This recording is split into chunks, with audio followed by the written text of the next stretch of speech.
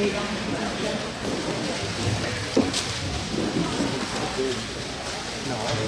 morning. Thank you for coming today. In the back row, if you can't hear, would you raise your hand if you can't hear, and then Mr. Bill Willis, Colonel Bill Willis will talk a little louder, get his lips closer to the microphone. But if he doesn't know, he won't do that. Thank you for coming. This is a great day here today. We had the band here and did an excellent job. And they may be here in April. We're deciding if they can all get off work to do a little playing for us then. A couple announcements as usual. Next 2 weeks from now, a guy named David Coker, C-O-K-E-R, is going to talk. He's going to talk about Navy construction in World War II. And I think I've heard him talk about part of it, but it's an amazing thing that happened. It's very representative of our infrastructure that happened in World War II. If you know how many aircraft carriers Germany had in World War II, maybe one. And how many aircraft carriers did the United States have in World War II? 140. And that's just one of the symbolic things. Japan and Midway lost a lot of aircraft carriers. Here's two but seats. the symbolism of how much we made, when he talks about how many ships were made and how fast they were made, especially Liberty ships, you would be amazed. But that's going to talk in 2 weeks from now. His name is David Coker. He gave a great summary on the Chrysler Corporation and what it did in Evansville about 6 months ago here. If you want to watch any of these things, we're videoing this right now. It will be on YouTube, and they're all on YouTube, every one we presented. An easy way to go to it is browninggenealogy.org, and it's up in the top left-hand corner of YouTube, and then you just put the speaker, and it'll come right up. So they're in chronological order, but you can search them. So any speaker that you've heard, or somebody else wants to hear, they're up here. We have one of the owners of Cervell in our front row named Mr. Rutherford, and he's up there. He's in the yellow sweater up front, and he's on the YouTube, and anybody that's spoken on YouTube, so you can find him. We've got a lot of good speakers coming up this next year. Let me give you a little introduction to Colonel William Gerald, or Bill Willis. Now he's here in the front row behind the camp, behind whatever that table is there. But he is part of the ROA, Retired Officers Association. They had their Indiana meeting here about a year ago or so when I met him then. We had one of their representatives talk about a month ago named General Bowery. General Bowery is going to be initiated into the Indiana Military Hall of Fame next Saturday. Bill Willis was initiated last year. It's a very prestigious group to get into. This gentleman has 30 years of service from 1953 on to about 83, and he multiple different things that I won't go over, but he did work under two different four-star generals, and so we learned a ton of things from four-star generals, also the Secretary of Defense. He was in charge of a lot of lectures like this, and he had two people that were in the Doolittle raid give talks in Indiana. He also had the Secretary of Defense give a talk. So I've heard him talk, and he's a radio announcer. He's 30 years in the military, 39 years, owning a radio station and being graduated to general. He said it's general, but it's general manager. But that might be a busy job in general. But we do have David Coker in the front row over here. He's in a coat and tie, but he will be our next speaker. But anyway, back to Bill Willis. He will talk, he will wear a uniform here. He'll describe the uniform. He'll describe his helmet he's going to wear that I didn't know things about helmets, but he'll describe that. I'm going to let him talk for about 40 minutes or 46 minutes, and I'm going to put the clock on him because he's a radio announcer. and he doesn't even need these slides, but Forrest created those this morning. He's going to talk about two topics. One is Dunkirk, and then the second one is a little bit about Doolittle Run. He has had personal interviews with one of the people that was a Japanese prisoner for most of the war after the Doolittle Run. And he'll talk about those experiences. But back to Dunkirk, 16 to 17,000 warriors were lost at Dunkirk.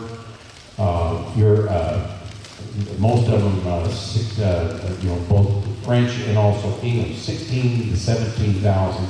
In our D-Day that everybody remembers on June 6th of 44, we had about 10,000 Allies die, and up to 8,000 Germans died. That's 18,000 total on both sides.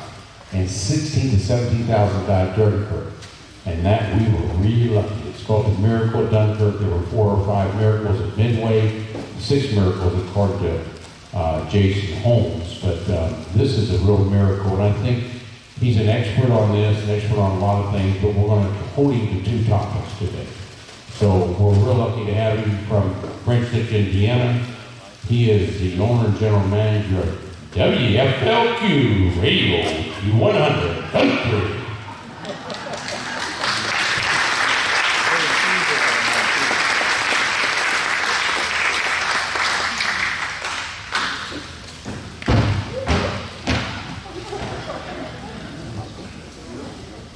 How many of you have ever heard, Daddy, are we there yet? Well, a dad was on a vacation trip and his 4-year-old son kept asking, Daddy, are we there yet? And finally he got exasperated. He says, look, son, I'll tell you when we're there. I don't want to hear that question anymore. You understand? Yes, Daddy. Well, a few minutes later he said, Daddy, when we get there, will I still be 4 years old? Folks, I want to tell you it's a great privilege to be with you, and I thank Dr. Mark for the invitation to be with you, to tell you a little bit about some of the interesting folks that I've met over the years. For 22 years, I ran an ROA Global Affairs seminar, and we normally would have about 4 speakers each year. A historian, an author, a military author, a flag rank officer from one of the services, and generally a member of Congress. And we had each of our senators and several of our members of Congress. You're too tall, get right here. Is there anybody that can't hear me? If you can't hear me, raise your hand. All right. It's a real privilege to be here. I was mentioning that I've had an opportunity in my life to interview a lot of interesting people, including 3 astronauts. Charlie Duke, one of them, and one of the 12 men who walked on the moon, and the fabulous stories that they all have to tell. But you know what I've learned over the years in interviewing a lot of people as a broadcaster and even before, every one of you has a story. If we just ask the right questions to bring the facts out, you've got a story that would be of interest to every one of us. And so it's a matter of just asking the question to bring out the stories that people have. And I've just been privileged to meet some people who had some very interesting stories. And so we're going to relate a couple of those to you here today. But I got to warn you that each of these subjects normally would take an hour and 20 minutes. So I'm going to have to try to compress a lot of things. And I also want to say a word about the booklet which you have in front of you before we terminate this. First of all, it is a great privilege to be in Evansville. Evansville was the savior of our military in many ways in World War II. Remarkable city to produce 167 LSTs, the largest number of LSTs produced anywhere in this nation. And there's a story behind how that started and how it came to be that Evansville got the contract to build any LSTs or any ships, because so many people thought, well, it's ridiculous to have a production facility for the Navy in the middle of the country. But it worked out very well. not only 167 LSTs for the Navy, but also have the heritage of producing 6,200 plus Judd P-47. And that story is a fascinating story. A story that started in April of 1942, just 5 months after Pearl Harbor, when the Republic Aviation built this facility all around here in 42. And what is remarkable is that infrastructure was built. You know in how many days? 62 days. 2 months. This facility to build this new fighter was completed. That's absolutely amazing. We thought it was amazing in West Baden, that the West Baden Springs Hotel was built in 1902 in less than a year. We wonder if we could do that today with all the technological progress we seem to have made. But anyway, so it's a miracle that this facility was built right along here in 62 days, and that was only a matter of months after that, the first P-47 Judd came off the line. And you know that was the savior for Patton. When the weather finally cleared and the P-47 Judd fighter bomber came through there, knocked out the Panzers that were holding up the Third Army. And so you got a replica, you have one of the P-47s right here that made it possible for Patton to do what he did and accomplish what he did. I've been to Bastogne. That's another story. The salvation of Bastogne, in part, was due to the production of the P-47 right here. So, not only that, but you've refurbished 1,662 M4 tanks. Now, it's been said that there's great value in quality. Well, let me tell you something, folks. In World War II, the Panzer was a lot better than our M4. However, we had a lot more M4s. And so there's another saying that says there's a certain quality to quantity. And we had the quantity. And that M4 back there was the salvation of many of our infantry troops in World War II. So not only that, it was 96% of all the ball ammunition, the 45 caliber ball ammunition used by all of the services and in World War II. 96% produced right here in Evansville. You refurbished 4,000 trucks, 4,000 Army trucks refurbished right here. I mean, it's amazing what was done in this community and in this very area that we're sitting in during World War II. And how did that happen? It happened because of dedication, because of people who were willing to do whatever it took to win against the Nazis and the Japanese and Italy. And so we are here today under an American flag representing hope to the world. Hope. You know what that is an acronym for? H-O-P-E. Helping people everywhere. Helping other people everywhere. When there's a calamity somewhere in the world, hurricane, a tsunami, volcanic eruption, earthquake, whatever it might be, what's the first flag to show up to help? Is it the North Korean flag? Is it the Russian flag? Is it the flag of Iran? No, it's the American flag. You know that is the most recognized flag in the entire world out of some 200 countries on this planet. That flag is the most recognized. This country is the most patriotic country in the world. You can go to many countries, as some of us have been, and you will not find the national flag of their country anywhere near as frequently as you find the American flag in this country. My wife and I have a little game that we play on our trips. We count flags on each side, and whoever gets the most flags at the end of the trip is the winner. And we always have a lot of flags to count. So this is a patriotic country, and this country is a giving country. And that's part of the heritage that we've received that the whole world recognizes. the whole world is trying to get into the United States. You don't see many people trying to get out of the United States. And so it's our military that has kept us free ever since 1776, when the 1775 actually, when we started the Revolutionary War. But let me transition quickly to what's advertised here is why I came, and simply tell you that it's a great privilege and a pleasure to be here with you in Evansville specifically, because of all of what this community stands for in making it possible for us to have this flag and the freedom that we enjoy today.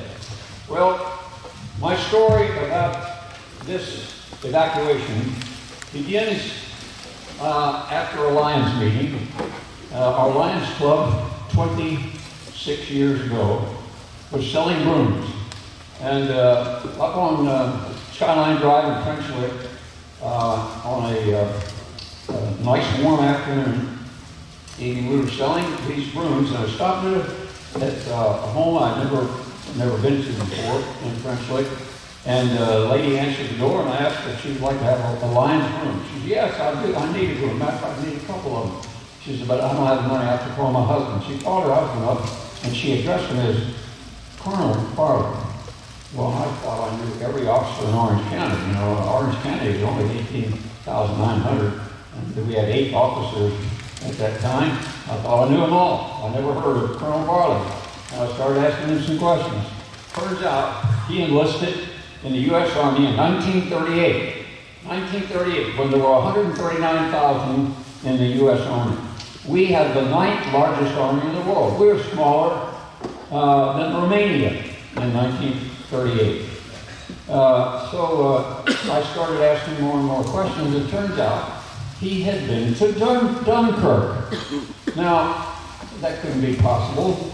We didn't have any American troops in Dunkirk. We were an isolationist nation at that time, and we were not permitted to get involved.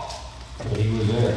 He said, yes, there were a few of us that were sent over to learn about the BEF, the British Expeditionary Force, and he was one of those to go. But he had some unique talents that led him to be assigned to a British regiment, British infantry regiment. He was the only American that was assigned to that, but he was not wearing anything that would identify him as American. Now let me tell you a little bit about Clark Farley and the story, the remarkable story that he had at Dunkirk. Clark Farley was a cartographer. He knew how to make maps and read maps. He was also a photographer. Now, I'll try to project, but Clark Farley was a map maker. Okay. He carried this map case, and he actually did some charting at Normandy. Now this was before the evacuation. This was in 1940, in April of 1940, a month before Hitler surrounded the Brits and the French at Dunkirk. And so he was making maps of the Normandy coast. He was also shooting 16mm film. Now I've been a public affairs officer, and so I did the very same thing that Clark Farley had been doing. Here's my old 16mm camera. This is what we used until about 1968, somewhere along in there. We got all new equipment, and this became available as surplus. But this is a 16mm camera, just like the one that Clark Farley used to shoot 16mm film of the Normandy coast. And he was using that just a month later when the Brits and the French were pushed to Dunkirk, and the evacuation had to be conducted. Well, Clark Farley was telling me as I asked him more and more questions about him. By the way, I wanted to record him, and he wouldn't let me record him because he said that his story had been sold, I think it was for Life magazine, and he was committed not to allow anybody to record it or even take pictures. But so I tried to retain as much of my neurons as possible, and I made notes when I got back home so I wouldn't forget it. You know, they say that the faintest ink is better than the finest memory. And I find that true after a few years when I'm trying to remember some specific event. But anyway, Clark Farley's memory, he was about 80 years old when I met him. And his memory was so sharp that it was as though everything had happened the preceding day. Because every question that I asked, he had an immediate answer. Now, you know, we have two types of memory. We have the head memory, which is perishable, and we have all time to remember the details, maybe even the next day, or certainly the next month. And then we have emotional memory. That lasts forever. The emotional memory is very deep down in there, how you feel about something. And the emotional memory, you can always call on it. You can always call on it. It will give you the feeling you had and something about the event. And that's why when you ask your wife, hey, would you come with me to this meeting? And she says, I can't go, I gotta go somewhere. So she misses the meeting, and you get back and say, oh, you should have heard that speaker.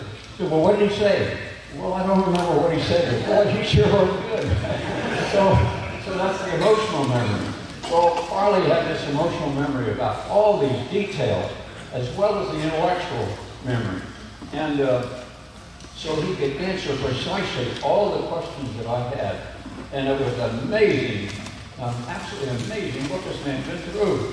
Clark Farley then was with this brick regiment, infantry regiment, at Dunkirk, and he was shooting with his camera, he was shooting film of Guderian and his armor across the canal, firing at it.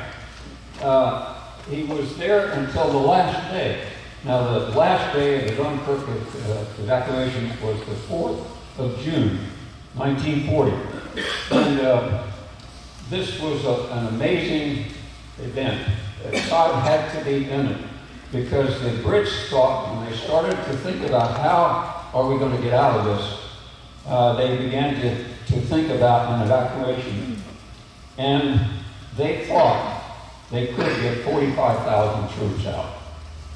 That was possible. How many did they actually get out? Well, number's not on there, but it's 338,000. Now, how did that happen? It happened because of God's intervention. There's just no other explanation. First of all, Guderian's armor forces stopped before running over the Brits and the French. He stopped by an order from Hitler. Guderian wanted to have the Luftwaffe finish him off. And so Hitler gave him that authority and held up the ground forces. That gave us the time. That gave the Brits the time. The French had a smaller number. And then the maritime forces in Great Britain marshaled all of the civilian craft of all types and sizes, and they miraculously got them across. Would you believe it? That would be the period in which there were no great swells, and when the water was relatively calm. And so all of these thousands of civilian boats went to Dunkirk, began the evacuation. Well, Clark Farley was there until the very last day, the 4th of June. By the way, the evacuation was conducted in just 9 days. And Clark Farley was there until the very last day. He got on a boat. I asked him about the boat. He said it was the Buchanan. It was a sailboat, 40-foot sailboat. He says there were 100 Brits and French on there. You know, on a boat that would accommodate only maybe 20, 25. So he was the last person on that. As he was wading out to the Buchanan. 38 and 88 was fired, and the shrapnel from the hitting the water hit him in the back. And so he was almost at the boat when he got hit with that shrapnel. And the Brits grabbed him, they pulled him on board, and he says that he wouldn't believe the captain of that boat, was a civilian. He said he had one of these light caps on, and he was smoking a pipe, and he didn't seem to have a care in the world. And all these machine gun bullets sits in the water, and shrapnel, smoke everywhere, and he just seemed to be as calm as a Sunday afternoon sail. And he said, but he couldn't understand. He was laying there on the side of the boat, and they were, instead of going out to sea to get away, he says he was sailing parallel to the shoreline, which was, right in the enemy fire. And he said he couldn't figure out why he was doing that. And it wasn't until the boat turned to sea that he could see all the wreckage that the captain was having to navigate to miss. Then he realized how fortunate they were to get through that. Well, as soon as Clark Farley, then private first class Farley, back in those days it took a long time to get promoted. And he was a private first class for almost 3 years. And he says that when they got over to the British Isles, he was immediately traced off to some U.S. Army intelligence officers who wanted him to get on a plane to go to Toronto. We had a Lend-Lease DC-3, and he was boarded on that, sent to Toronto. In Toronto, he was put on U.S. Army Air Force DC-3 and flown to Andrews Air Force Base in Washington. As soon as he got off, the plane was taken off the plane. There were 2 intelligence officers who relieved him of his map case containing the maps of Normandy and where he had been, and they relieved him of his camera that had all that film of Guderian fighting his allies. He was sent to Walter Reed Hospital, and he was in Walter Reed for a couple of weeks recovering, and he was told that as soon as he was able, he was to go to the Mayflower Hotel, which at that time was the headquarters of the Department of the Army. That was before the Pentagon was built. And so when he recovered, he went down to the Mayflower Hotel, and he reported to the receptionist. She said, "You're to go to that office down there." So he went down to this office, and guess whose office it was? George Catlett Marshall, the Chief of Staff of the United States Army. So he goes in as private first class, and he reports to the Chief of Staff of the U.S. Army, and General Marshall pins second lieutenant bar on him. Just like that. And that's not part of the job description of the Chief of Staff, right? So he says, tell me, now bear in mind, this is the very first person from the United States who has actually seen combat with the Germans. He's the very first one. And so General Marshall was more than a little bit interested in hearing his story. And he tells what happened. And there's no way I can tell you a lot of what Clark Farley told me about the details, but I'm going to have to tell you some of it. So Clark Farley tells the story, and when Marshall says, go get in my staff car and wait for me. So Clark Farley's sitting in the staff car, the Chief of Staff of the United States Army, and guess where they go? To the White House. And so Clark Farley is sitting on a bench outside the Oval Office waiting to be called in. And then he finally is called in. He's supposed to be in there for about 10 minutes. And turns out that President Roosevelt, and this is kind of fascinating, he says, "You cannot believe what a charming man President Roosevelt was." He says, "I went in there and I reported to the President of the United States and he says, well, Lieutenant, says, I hear you've been in some sort of a fracas lately. He says, sit down and tell me about it. So a half an hour later, he's still telling about this experience that he's had at Dunkirk. And this is when the President of the United States, Franklin Delano Roosevelt, realized we were going to have a war. There wasn't any question about it. He was getting first-hand reports from somebody that was right on that shoreline. By the way, how many of you saw the movie Dunkirk 7 years ago? You know, that was voted the #1 movie 7 years ago. And the film was actually made at the Dunkirk location, the very location of the evacuation. Farley is then talking to the president, and he had a lot of other interesting things to say. You know, you can't dream something like this up, at least I don't think so. He was saying that while he was talking to the president, Eleanor Roosevelt came in the side door. She was carrying a book. And so the president called her Babs, and he said, Babs, what's that book you got? She says, oh, this is a book on Lincoln. And he says, Lincoln? He says, don't you realize we're Democrats? and Babs says, but Franklin, your cousin was a Republican, Theodore Roosevelt. And with that, she turned around and walked back out the door. So then he went on to explain some of these details that occurred at Dunkirk. And finally, the president was just listening all this time and expressionless.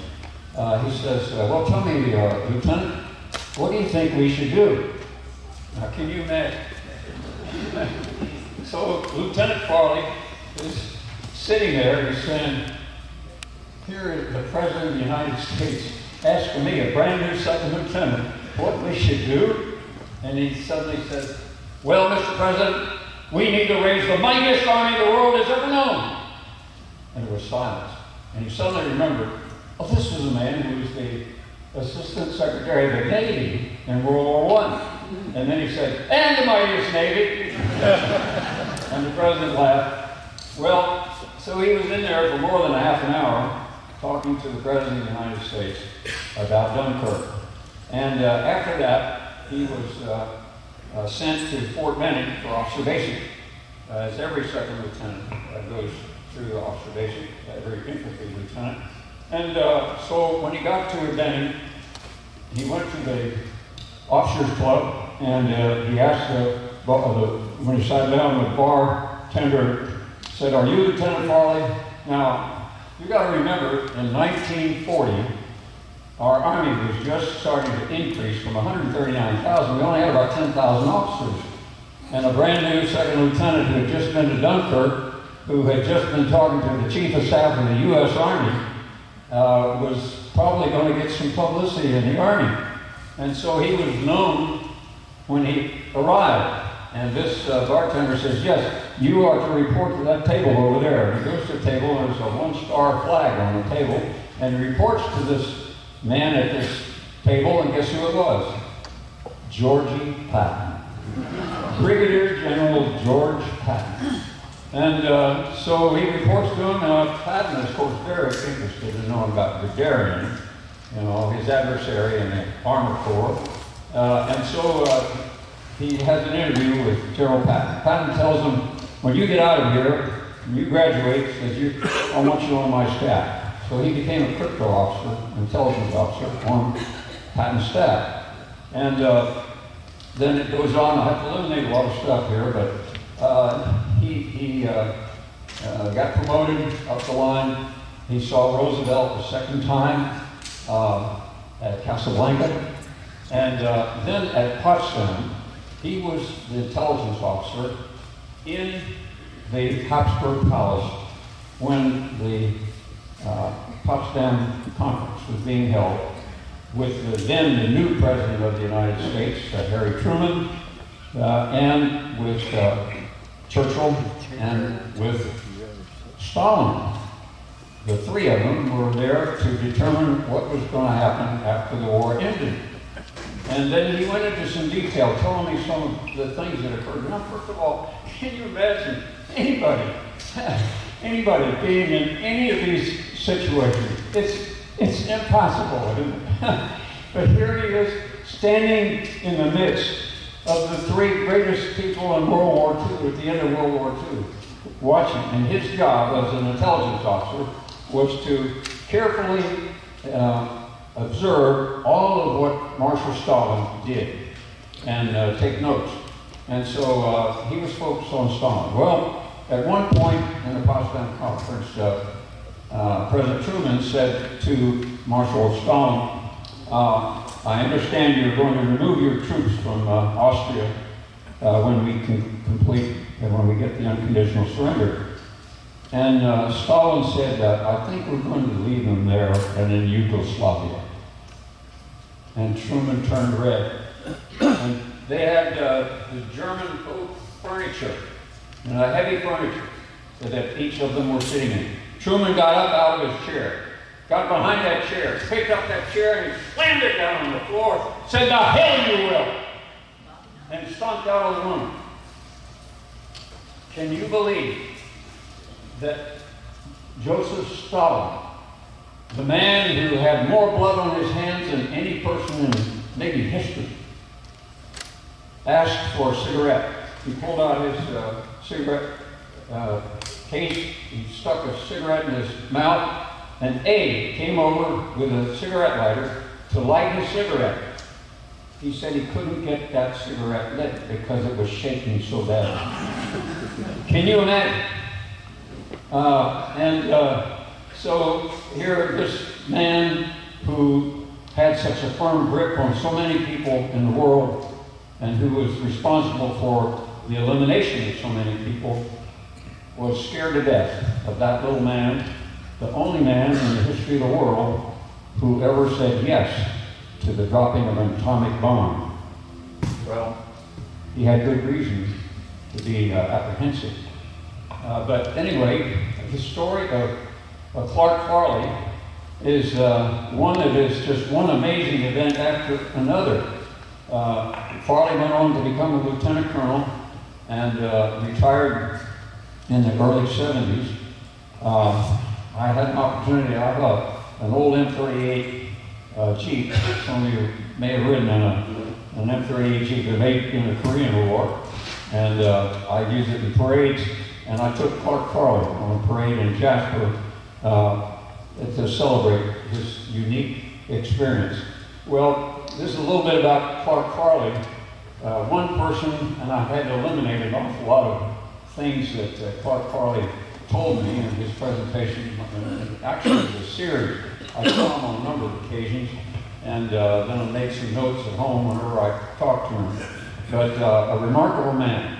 I'm supposed to say something also about the Doolittle raid, and that was another remarkable thing.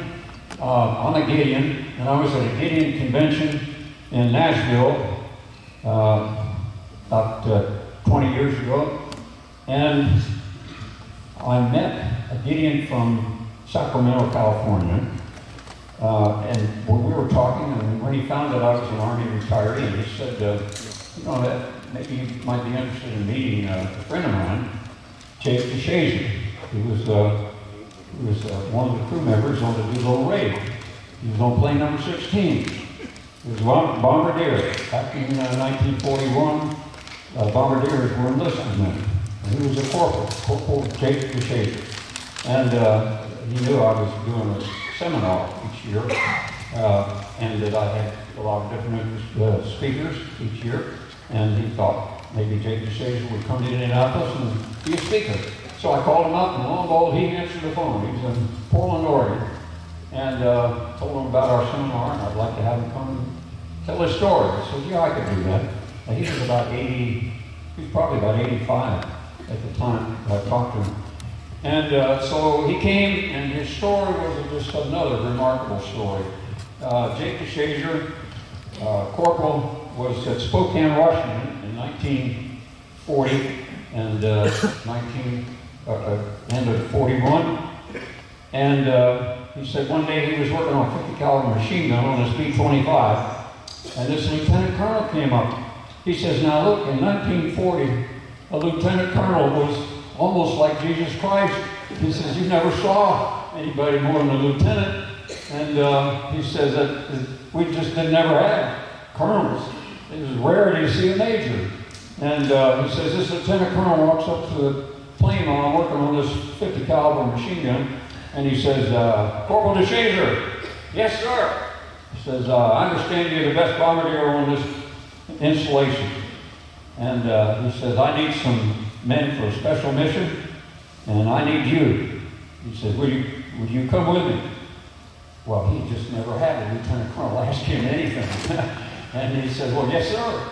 He had no idea what was ahead, but that's how he got recruited as a member of the Doolittle Raiders. Well, there were 16 planes that turned out that were put on the carrier.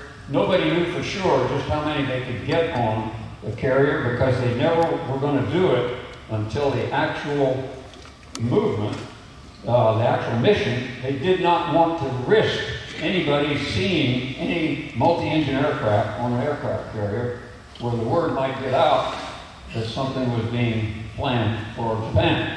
And so the Japanese had assured the emperor that there was no possibility of any American aircraft ever getting to the homeland. They told the emperor that. The imperial staff was assured that there was no way a single-engine aircraft could get to Japan. They had tickets out as to the furthest distance that a single-engine aircraft could fly. They did not consider the possibility of a multi-engine aircraft taken off from an aircraft carrier. Nobody did. Well, that idea actually originated with a Navy commander at, down in Norfolk, at a naval base there. He thought it might be possible, and he laid out the length of a carrier, and he had some multi-engine aircraft try to take off in that distance. It couldn't be done, but he thought that there was a possibility if that flat top was moving at 30 knots to add that much lift. He thought it could be done. Well, he passed that word up, and the word got to the chief of the Army Air Force, as it was at that time, and so the idea started to germinate, and there was a man who had some special experience in flying as well as engineering, and who had been the cutting edge of aviation, and that man was Jimmy Doolittle. He was an engineer.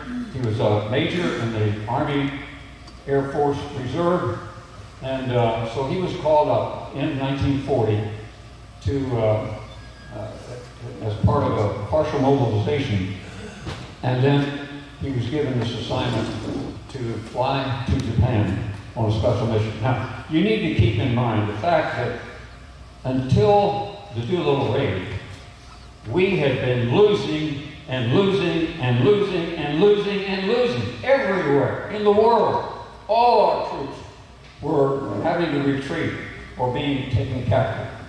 Everywhere.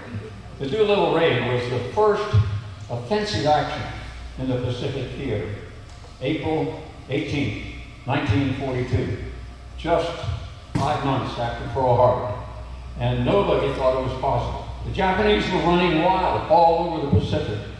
They reached the zenith of their influence until we actually began to make inroads and stop them. And that was in May of 1942. But in April of 1942, we were losing everywhere. So Doolittle thought that this could be done. And he started having B-25 take off on the land in marked area to try to simulate what it would be like. They could not take off in the distance of a carrier on land because the land wasn't moving, obviously. But they figured that with the movement of the carrier, that added speed would get them airborne. But they were never able to find out for sure until Jimmy Doolittle in plane number 1 actually revved up the engines and let the brakes loose, and off they went. Well, Jake had some very interesting things to say about that mission. He said that morning, the morning of the 18th, They were actually planning to take off at about noon so they could fly on to China, where there was supposed to be some airfields with 5-gallon gas cannons that they could refuel and get home. But he says just about daylight, and it was very foggy. He was standing on the fantail and couldn't see much anything, and all of a sudden there was a break in the fog. And about 1,000 yards out, he says, here was this great big meatball on a ship. It was not a destroyer. It was simply a picket ship, but it had this great big Japanese flag on it. And right at that point where the fog broke, and all of a sudden their destroyer took it under fire, sunk that boat. But there was an immediate call that came out. It said, attention all Army personnel, man your aircraft for immediate takeoff. They needed to bring the fighters up so that they could protect the fleet. They were afraid that the word got back and they were vulnerable. So the word was, if any Army aircraft becomes unoperational, push it over the side. And so he's on plane 16, the one plane that has a tail sticking out over the stern. And so he's standing there. He was the one to guide the plane. His spot was on the nose of the V-25. So he's standing in front, waiting for the other aircraft to move, and the co-pilot gunned the engines. And when he gunned the engines, he said the plane, the nose lifted up. Well, because there was no tail, the tail was sticking out over the water. So he reached up and he grabbed hold of the wing, and there was a sailor on the other side. He saw Jake do that. He jumped up and grabbed hold of the wing, pulled it back down. But when it came back down, the nose hit the tail of the plane right in front of him. And Jake looked bad because it punched a hole, big breakthrough-sized hole, right where his position was. And so the co-pilot says, Jake, is anything wrong?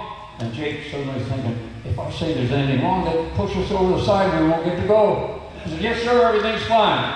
And so they were the last plane to take off. Now, because they had to take off so early, daybreak instead of noon, they were not able to rendezvous. They were planning originally to rendezvous in flights of 3 to go to their individual bombing locations. But because they were so far out, every plane went to its destination by itself. Now we thought that was a terrible thing. We couldn't do what the plan was. But Romans 8:28 tells us that all things work for good to them that love the Lord. Well, that's what happened here, but we didn't know that until the war was over. This was an interesting situation. He says, Jake, when we took off in the last plane, all the other planes were gone and we couldn't see another plane. And because of the air current, the planes were all blown off course. And so when the first plane came in on its attack run in Japan, it was coming from one direction, and the Japs sent up their Jap Zeros to intercept it, figuring that they'd be up there for the next one, and the next one came from another direction, and the next one from another direction. It came from all different directions, and the Japanese thought instead of a single squadron, that they were being attacked by a couple wings of aircraft. And so they didn't know where to look for the next plane that might be coming. And what's also interesting is that when these planes, were flying at 50 feet and went to their bomb sites, they saw people down waving at them because the Japanese thought they were Japanese planes. They couldn't imagine that it could be anything other than Japanese. They'd been assured that Americans could never get there. And so Jake went on to tell that his bombing raid was completed, his bombing mission was completed, and as they were flying over China, coast of China, they were running out of gas. And there were just 2 planes that came down at locations where the Japanese outposts were able to capture them. all the others came down to places where they were able to escape and eventually got back. One of the things that Jake said that was interesting is, as soon as they took off, they were all promoted. Everybody on that mission got promoted. But they didn't know it, and Jake didn't know it until the end of the war, because he was a prisoner of Japan. He wrote a book called I Was a Prisoner of Japan. It became a very famous book. So he was captured along with the crew of one other B-25 and incarcerated for the course of the war. Now, he's got a very interesting story also as a prisoner. He was incarcerated in China initially, and he had a guard that would beat him. Jake was not a Christian. Jake just fought. He got mad whenever a Japanese guard would do anything, and he tried to strike back, and then of course he just kept beating more. And so one day in the yard, they were giving 1 hour a day in the yard with the other prisoners, and the co-pilot said, "Jake, you need to get yourself a Bible. You're not going to laugh with what you're doing, with your reaction." And so Jake asked the guard for a Bible. He was told they don't have any Bibles. So, but about 2 weeks later, he said the guard came in with a Bible, and he found it in a Chinese bookstore. And the guard told him he could have it, and he could only have it, I think it was 2 days. And he said there are other people that want that Bible. So in 2 days, he read the entire New Testament 3 times, and Psalms, Proverbs, and the Holy Spirit started working on Jake's heart just from that short exposure, and Jake's demeanor changed dramatically in that short period of time. He says after he read that, the guard came in one day, he had his baton, ready to beat him, and he was about ready to strike Jake, and Jake got down on his knee, and he looked at that guard and bowed down, and he started to pray. And the guard was so struck by his behavior, his change in behavior. He put down his baton and left with no indication of his desire to do what he'd done every day, beating Jake. Well, he came back later with a sweet potato. Now he says, you cannot imagine how wonderful a sweet potato is. He says, every day we would get potato soup. Potato soup, that was a bowl of water with a few potato peelings in it.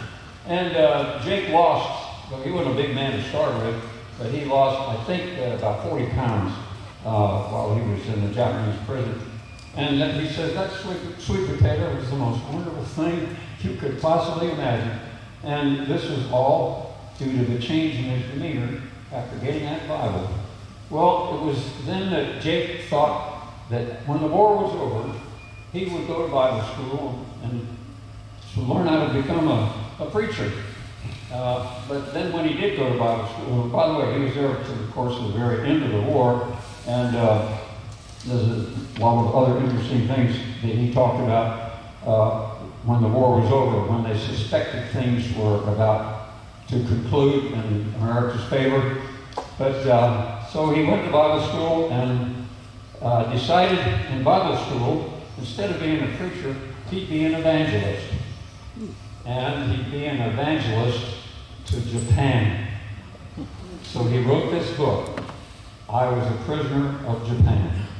And that book became such a hit in Japan that wherever he went to speak in Japan, he would have hundreds of people, sometimes 1,000 Japanese, who were curious to know, how could this man who was a prisoner, our prisoner for the whole war, want to talk about love?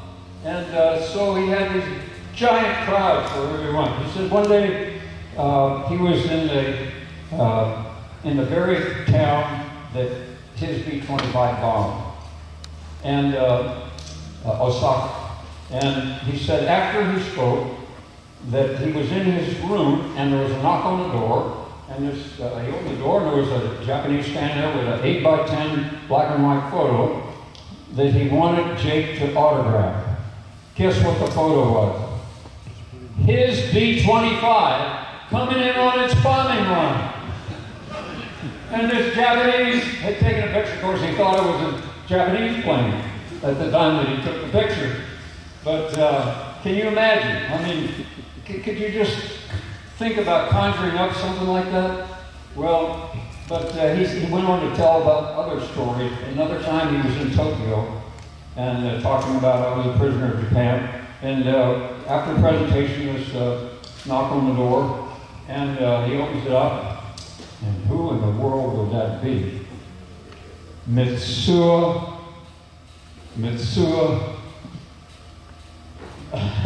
something like that. His last name, he's the Captain Fushida. Captain Mitsuo Fushida. Now this is absolutely impossible to dream up. Captain Mitsuo Fushida, the man who led the Japanese attack on Pearl Harbor. The first Japanese attack on the Americans was now in the presence of one of the first Americans who made the first attack on Japan. And what happened was that Jake DeShazer had a chance to lead Mitsuo Fushida to the Lord. Now, can you dream something like that up? I mean, listen, you saw, there's Fushida on the left. He was Navy commander, pilot at Pearl Harbor, leading the attack on Pearl Harbor. He's the one about who he was made, Tora, Tora, Tora. He's the one who sent that radio message back saying he caught them by surprise, Tora, Tora, Tora. So, and there's Jake DeShazer on the right, Corporal Jake DeShazer. He was promoted to sergeant, and he didn't know it for a whole year, a whole war. Well, anyway, these are some of the things that have occurred that just kind of remarkable stories, any one of which would make a book, wouldn't it? You know, let alone all the things that happened to these folks. And these are just two of many folks that I've been privileged to meet over the years.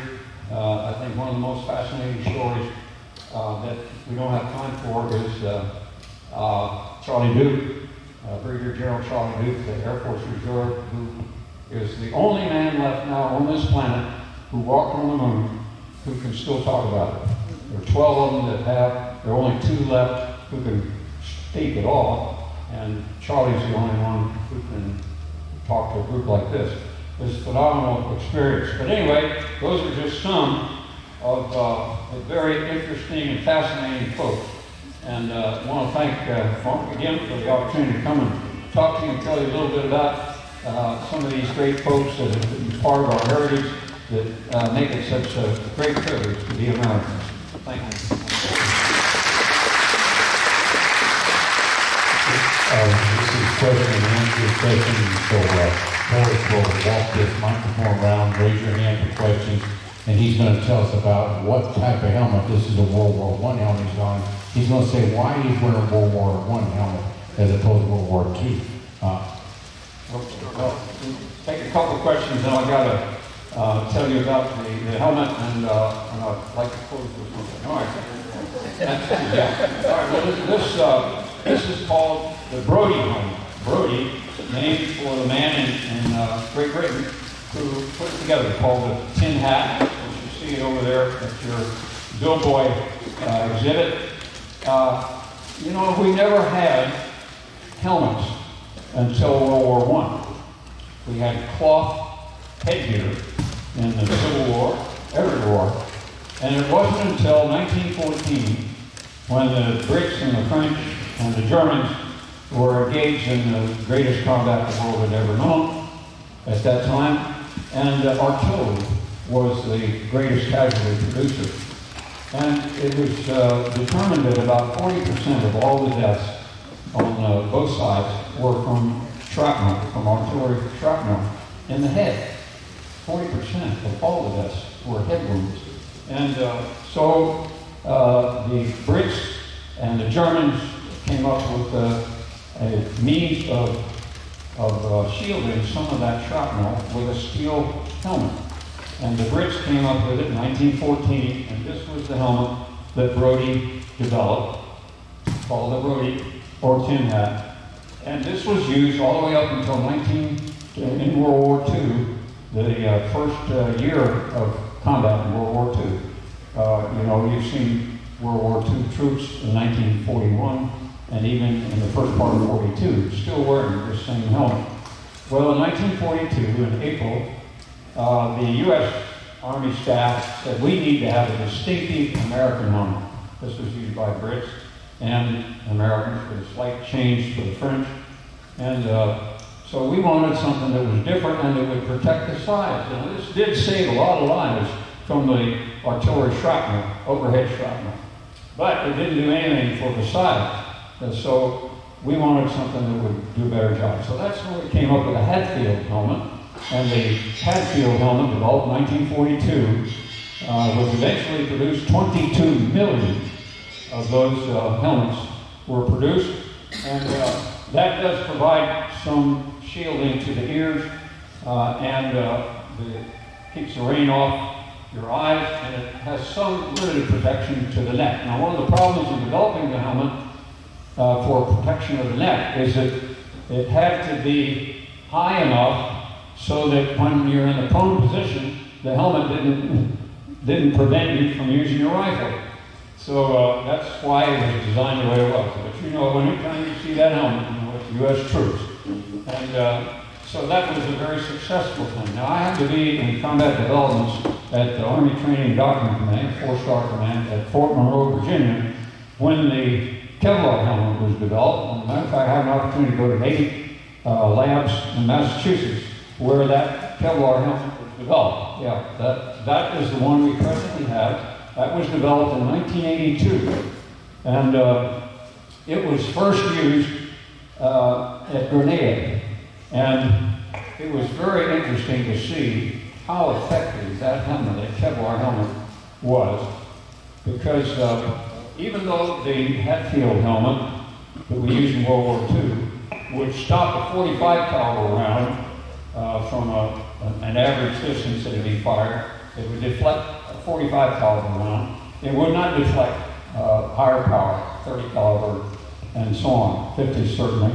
But the Kevlar helmet gave us an increased degree of protection. You see, it covers the ear, and it is made of a material, you've all heard of Kevlar, that is virtually impervious to a round. And we found that in Grenada, first time it was used, when one of our troopers was shot with an AK-47 at about 20 yards. The round hit right in the temple of that Kevlar helmet. Now, it knocked the man over, but he was alive. There was an indentation in the Kevlar, but nobody else, no other helmet in the world would have saved that man except that Kevlar helmet. So that's what we have today. Those are being used by not only the military, but you see the pictures of the same helmet being used by our security forces, police, and so on around the world. So that's the story of the helmet. But we're going to take questions, Jackson. Announce your name. Norman Kohler. Two comments, really. Doolittle's raid was great for morale, but damage-wise, it really didn't do a lot in Japan. It really didn't set them back for. It was just a morale thing more than anything. And Dunkirk, the little boats, they didn't take, a lot of them didn't take people from Dunkirk to England. They took them out to big ships. Because the big ships couldn't get in to the shore because there were no docks. And so the little ships went out to the big ships, unloaded and went back in and got more. So they wasn't near as many. I think the little ships took them all the way to England, and most of the time they didn't. What questions are there? Other questions? Let me say one thing in connection with the first part of your statement, and that is the Doolittle raid had strategic implications that we didn't know about until the end of the war. The raid had a tremendous effect on American morale because, as I mentioned previously, we've been losing everywhere, in every theater, until the Doolittle raid, the first offensive action of World War II. by the United States. And what happened, even though there was very little tactical damage, we focused on power plants and ammunition facilities, things like that. And we missed some of the targets, but the big implication was strategic, because here, all of a sudden, the Japanese realized they were vulnerable. They had been assured that they were invulnerable, and their successes throughout the Pacific had been one success after another, after another, after another, everywhere they went. And now, all of a sudden, things weren't the same. And so what happened that was strategically significant that we didn't know about until the war was over? Well, the Japanese Imperial staff suddenly decided they better increase their homeland security. There were three Japanese divisions that were on their way to New Guinea to carry the fight to Australia. And had they been successful and taken Australia, we would have had no land base to operate from in the Pacific. And MacArthur would not have had a headquarters, not have had a place to have a headquarters. But the Doolittle changed the Imperial staff to recall those three divisions, which probably would have been sent to Guadalcanal back then, when we then made our first Pacific land invasion. And we were hanging on by a thread in Guadalcanal. We just barely made it at Guadalcanal. Can you imagine what would have been if MacArthur had three more Japanese divisions against him? We probably would not have been successful. And so the significance of that raid was much more than we ever realized until the war was all over. And such is the case for a lot of little things. In World War II, during the Battle of the Bulge, a 28-year-old Lieutenant Colonel, West Pointer, Engineer Battalion Commander, was given an assignment to go to a town and block that road from any German advance. Nobody knew anything about anything. So he goes there and he orders a platoon leader to block this one road coming through at the end of the forest. And the platoon leader assigns two men, one of whom was from Brooklyn, with a bazooka. Back then it was 2.5-inch bazooka, a lot smaller than what we have today. And the two of them go to this road position. This man from Brooklyn had never fired a bazooka, but he was given a bazooka, and his friend was given a couple rounds. Dark came, nobody could see anything. It was so dark, nobody could see anything. In the middle of the night, they hear panzers coming down that little road. They can't see anything.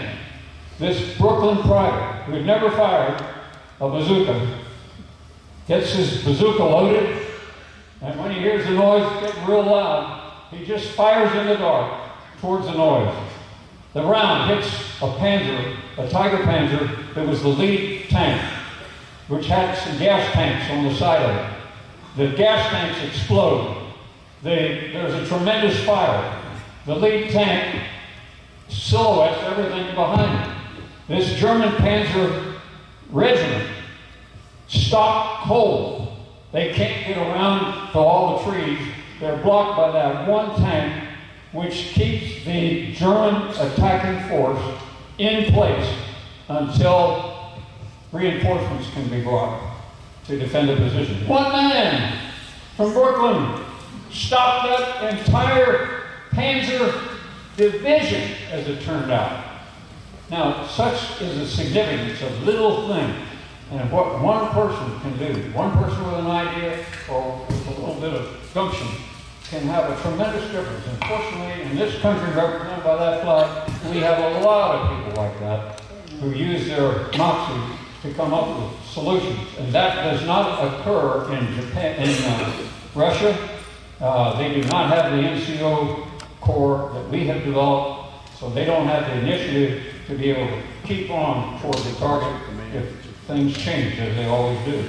So we've got a remarkable country, a remarkable ability to change with the circumstances, and big things happen many times that we don't know about, like the instance of the fact that some of the folks from the Doolittle raid thought it was a failure. In fact, it was a tremendous success. Okay. While we are doing questions right now, Mike Tiemann, will you raise your hand real quick? He's going to be passing around a sailor cap, and as we go through and listen to questions and answers, if you would like to make a donation to the museum, we'd be very happy about that. These lunches are great, so we want to keep them going. So yeah, without further ado, there's a sailor cap, and I'm going to go to the next question. All right, sir, my name is David Steele. I'm not in the hot seat like I was a couple weeks ago, so it is, I came up through the ranks as enlisted, then went crossed over to the officer corps, so a lot like the gentleman, you get put in some situations. My question for you is, how important was the morale as far as things were changing through the course of the war? And then also, thanks for the helping of the development. I've worn 2 of those helmets, and you're right. Each of them did serve a very important purpose. The Kevlar, we didn't necessarily like it at first because we couldn't dig with it, we couldn't boil water. You couldn't carry anything, but it did protect our heads. You know, you remind me of one other reason to be thankful for this community. AmeriCorps produces the MREs, millions of MREs. Now, for those of you who are not familiar with that term, the acronym stands for Meals Ready to Eat. And AmeriCorps produces a lot of those for all the services. And of course, it's sold also to the civilian community. And I had a chance to take the man who became president of the Lions Club International, the world's largest civic organization, to visit AmeriCorps. He was a retired colonel. And so we got to see what they produce. Now, by the way, in the military, the MRE doesn't stand for Meals Ready to Eat. It stands for Meals Rejected by Everybody. Okay, so the morale. Well, at the beginning of Pearl Harbor, up until Pearl Harbor, this country was isolationist. We did not want to get involved. It was not our war over there in Europe. What was happening in China was their problem. We didn't want to get involved. And some of you may remember that we had some very prominent people in this country who were actually pro-German with Hitler. And that seemed hard to imagine for many people, but that was the case. We had a big German community in this country. And so Lindbergh was one of those who was pro-German. But the morale in the country, I would say, is kind of neutral until Pearl Harbor. And that galvanized American resolve. So some of you who may have been old enough to remember anything about World War II knew that our country was united as perhaps never before in this fight to win. And this is the first time that we ever had come up with an unconditional surrender. Because World War I was just an armistice. But World War II, we were not going to let anything remain that could cause another conflagration like this. So we demanded an unconditional surrender. And that's what we got. So the morale changed significantly with the Doolittle raid, because we were despondent with all of the losses occurring in the European theater and in the Pacific theater until that happened. And so that put new steel in the determination of Americans to fight back and to preserve the liberty that we were so proud of. As the war developed and more success occurred, this country went to a phenomenally high state of morale and dedication. Let me mention one thing. You got an M4 tank back there. 1,662 of them were refurbished here in World War II. But let me tell you something about that tank that's pretty significant. This is another kind of strategic implication. And you'll never read this anywhere. But at the Battle of Alamein in 1942, second battle, when Rommel was looking through his field glasses, he saw the M4 tanks approaching. And he said to his aide, Germany cannot win this war. Now this was 1942. But why did he say that? He said that because he had visited Fort Knox, not so far from here, in 1938, and there was no such thing as an M4. He knew all of the armor that the United States had, or planned to have, in his visit, before there was an involvement with America. And here he was looking just 4 years later, not at something that was on the planning board, not something that was under development. It was in combat. There was shooting at him, and it didn't even exist in the minds of anybody. Just the last time he got to Fort Knox. How could that be? Any nation that could produce something like that in such a short period of time was not going to be defeated. And so he was revealing to his aide what eventually happened. And you were a part of that. Right here, we got an M4 tank back there. There are other stories like this we don't have time to tell, but amazing interest in all of how this whole thing put together. Sometime maybe if there's an opportunity to tell you about the strategic planning, the strategic mind of Franklin Delano Roosevelt. It is a fascinating story. How in the world could we have over 10 million casualties in Germany, Germany suffered, 20 million Russian Soviets, 8 million Japanese, all those casualties from those combatants in the United States had 461,000 deaths. How could that be? We were in every theater. The other countries weren't necessarily in all those theaters. We were, and we only had 461,000 American deaths, and the other countries had millions. Well, it was Roosevelt's strategic concept of how to fight the war with Russian blood and American industry. And that combination was why a lot of us are here today, because we wouldn't be here if our forefathers who were in World War II had not survived because of that strategy. Okay. Okay, we have one other question, and then we're going to adjourn. He's a Gideon, so everybody needs a Bible. There's one in all the hotels here. And he an extra one. He's got some in his car. I'm Rhonda, and my question is, how did the Dunkirk evacuation with 140,000 of the French soldiers, or was it connected with the Alsace-Lorraine fight that Germany and France kept back and forth during World War II? Was it strategic? Interesting question. First, the 140,000 were French. Many of the French were the ones that defended the Brits during the evacuation, and they were captured. From 40,000 French that were in the defensive perimeter were captured because they were not able to get away on the 4th of June. I mentioned earlier that they expected to be able to evacuate 45,000, and eventually it wound up being over 330,000. Most of them were the Brits. But the purpose of the evacuation, which led to the salvation of the British Expeditionary Force, was given great credit. What a miracle it was. And Churchill said, yes, it's a miracle for which we are grateful. However, wars are not won by evacuation.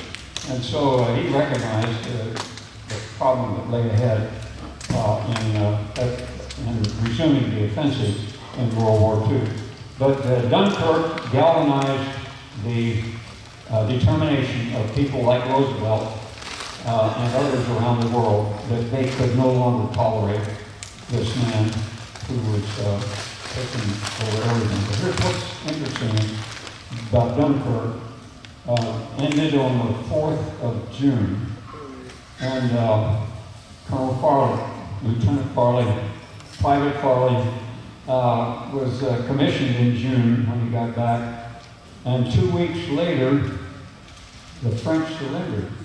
Now, in World War I, the French fought for 4 years and never surrendered. In World War II, they fought for 1 month and surrendered. What happened? Well, you talk about morale, they didn't have it. And so what was the result? They gave in. They didn't give in World War I, and they sustained 10 times the number of casualties in World War I. So morale is a very important thing. Determination. And fortunately, we were blessed as the United States citizens that the Brits would elect somebody like Winston Churchill who could galvanize their determination during the Battle of Britain, during the evacuation of Dunkirk. Suppose that the feeling in France had carried over to the Brits, the world would be completely different today. But fortunately, that one man who had the determination, that bulldog determination, he says, "We will fight on the beaches. We will fight on the land. We will never give up." And he was the one in the Battle of Britain said, never, at Harrow School, he was a graduate of, his graduation speech, never, never, never give in. Never give in. Never, never, never give in. And he supposedly sat down, shortest commencement speech ever given. But what did it do? It gave them steel in their spine. And they would not accept what Hitler was trying to do. Never. And so that's the difference between what happened in Britain and what happened in France. Day and night. And that's what helped us. Because we then had a stepping stone for the invasion of Normandy. Can you imagine what it would have been like if we hadn't had Britain in World War II? So we were the salvation for industry and for the reinforcement, but we had to have the stepping stone that Churchill assured would be there when we were finally ready. Okay? All right. Give him an applause. What a great speech.